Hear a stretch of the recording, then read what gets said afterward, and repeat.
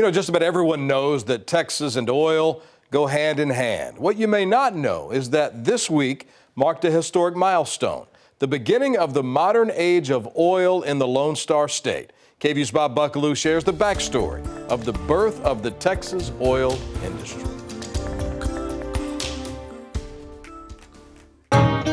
They say it looked pretty much like this: a small collection of buildings in a place called Gladys City, a few miles from Beaumont in southeast Texas. It was here that a man named Anthony Lucas had a hunch.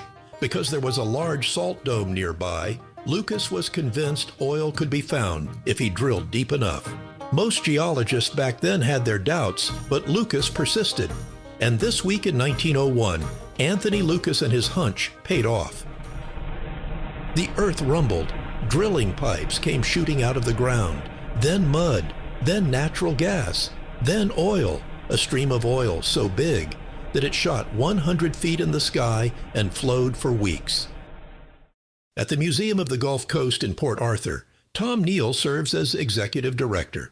They were just about giving up, but they got a little more funding just to do this, and at the last day when this thing blew, all their equipment just collapsed into this hole they were drilling into, and right after that, that's when the gusher started blowing, and that's when history was made.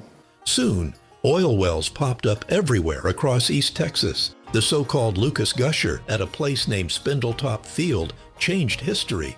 It was the birth of the modern oil industry as upstart companies like Texaco and the giants that later became Exxon and Chevron got their start.